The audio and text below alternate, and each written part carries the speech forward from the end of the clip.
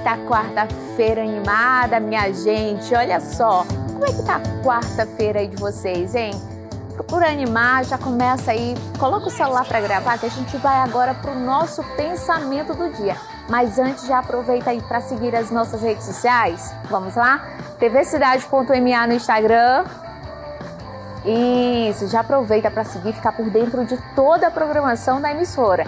Agora TV Cidade MA, tudo junto no YouTube. Isso, já aproveita para seguir aí, para se inscrever e ficar por dentro de toda a programação. Inclusive, vem comigo, você pode assistir ao vivo por lá de qualquer canto do Brasil e do mundo. Agora já aproveita para me seguir também, Darcy Bezerra, _ no final. Pronto, para a gente ficar cada vez mais juntinhos e conectados por lá. E olha só, meus amores, vamos para o nosso pensamento do dia? Preparem-se, olha só. Se a vida se tornar uma barra, que seja, sabe de quê?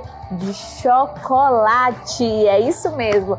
Já aproveita para nos seguir e ficar por dentro de toda a nossa programação. E vamos agora para um assunto super interessante, viu? Preste atenção. O Brasil enfrentará um crescimento dramático nos casos de fraturas no quadril nas próximas décadas, com a estimativa de que os incidentes subirão de 50,5 mil para 199 mil até 2050.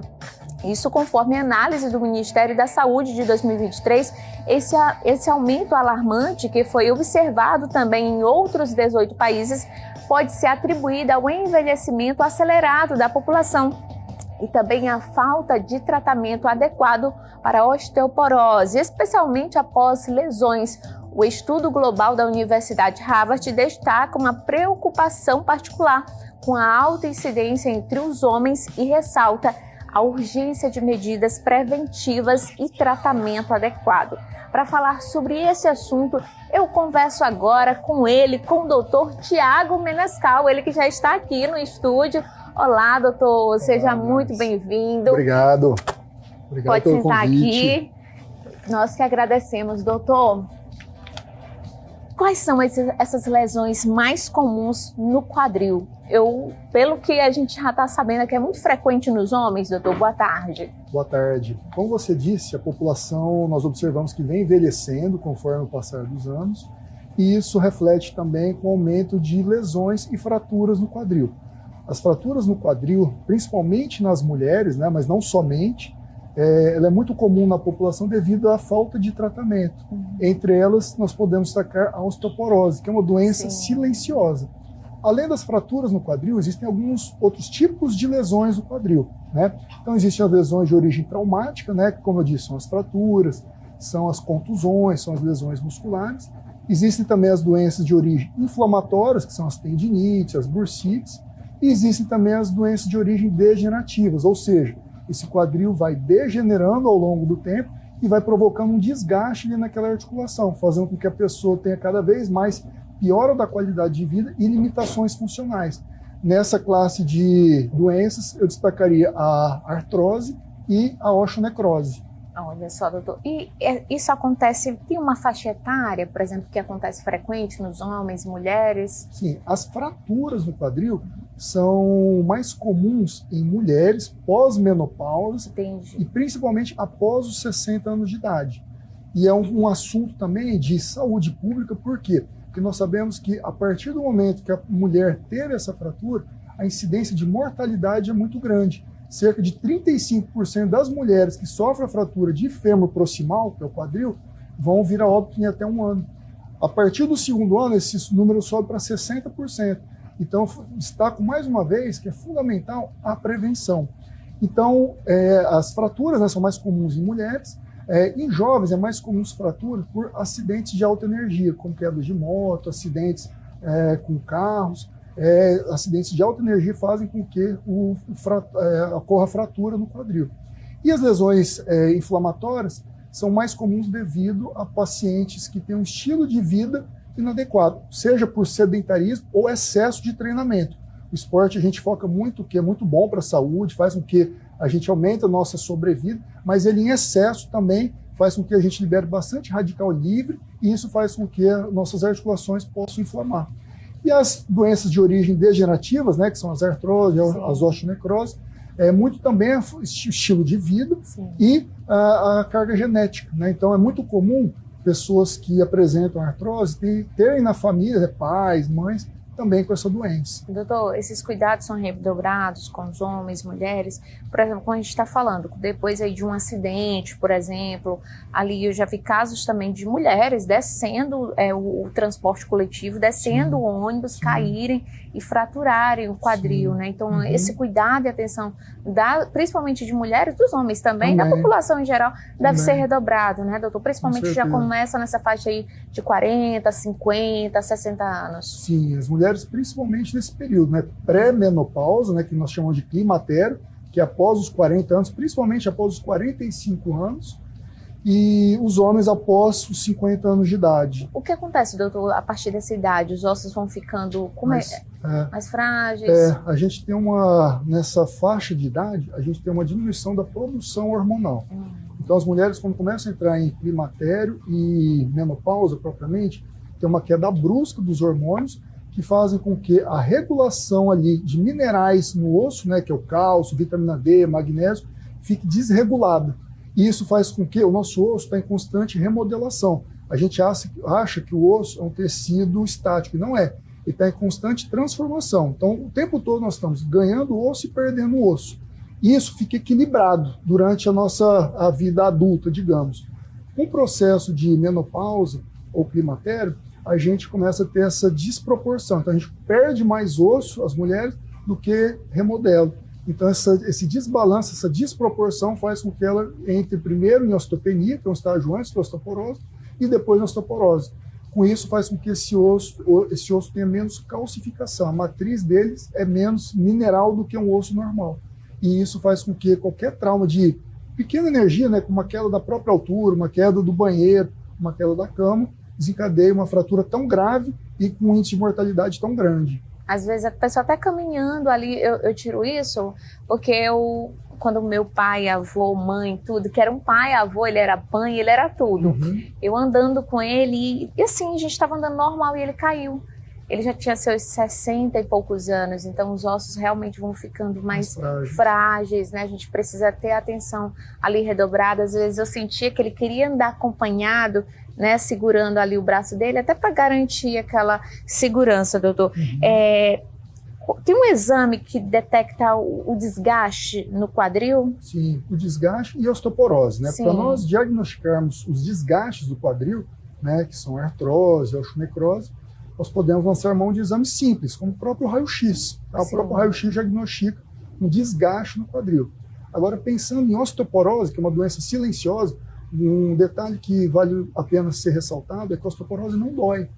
Então, você está diante de uma doença silenciosa, como uma hipertensão, como uma diabetes, você não sente dor. Uma doença crônica silenciosa. Por isso, a importância da prevenção. Então, pensando em diagnosticar a osteoporose, é interessante todas as mulheres, depois dos 40 anos, fazerem um exame que chama densitometria óssea, que é para ver a capacidade de mineral no seu osso. E aí, com isso, nós conseguimos chegar num diagnóstico. Um osso normal, um osso osteopênico ou um osso osteoporótico. Consegue fazer um tratamento, né? Ou seja, prevenção, né? Prevenção e tratamento. Se você não tem nada, a gente vai estimular, né? Você perguntando para mim, qual que é a principal prevenção para a osteoporose? São atividades físicas resistidas, tá? Como musculação, como pilates, como própria caminhada, uma alimentação balanceada, rico em proteínas e cálcio, né? Umas fontes boas de cálcio, quais são? Leite, derivados, vegetais verde escuro, como rúcula, espinafre, brócolis, tudo isso é rico em cálcio, e exposição à luz solar. Então, essas são as medidas preventivas. As pessoas com osteopenia, né, que é um estágio inicial da osteoporose, aí nós já precisamos também suplementar. Onde que entra a suplementação?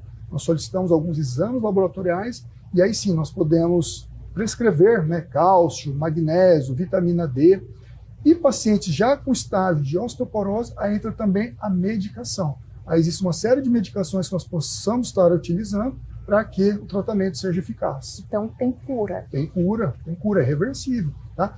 Eu esqueci de falar também, é muito importante na prevenção fazer todo um check-up hormonal. Tá? Então fazer um check-up hormonal e ver se essa paciente tem ou não indicação de fazer uma terapia de reposição hormonal. É fundamental para sinalização celular para que esses minerais consigam novamente se acoplar aos ossos. O nome do exame é terapia? Não. Não, isso daí é o tratamento, terapia de reposição hormonal. Sim. Os exames que nós solicitamos para tratamento e prevenção de osteoporose são os exames de sangue, né, onde nós fazemos todo um check-up em relação aos nossos minerais, vitaminas e a parte hormonal.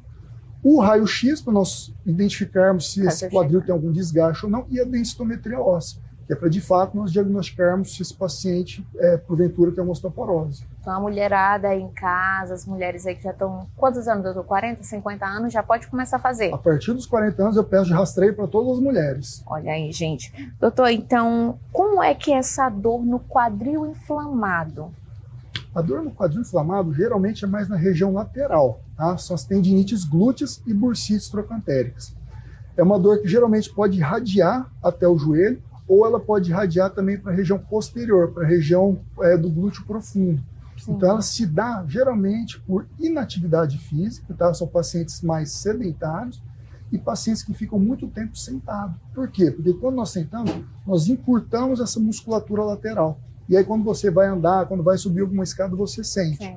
Então as principais patologias inflamatórias no quadril são na região lateral e posterior. Mas existem também algumas tendinites na região anterior, como o ilho-psoas, como o músculo sartório, enfim. Mas as mais comuns são essas. Então a atividade física é primordial sempre. É fundamental. Eu costumo dizer que para você ter uma qualidade de vida, envelhecer com saúde, você só adquire isso através de exercícios físicos.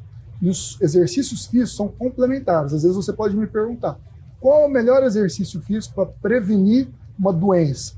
Depende da doença. Então, por exemplo, a osteoporose é fundamental o exercício resistido, musculação. Mas para, por exemplo, uma patologia inflamatória, a gente já orienta exercício de flexibilidade.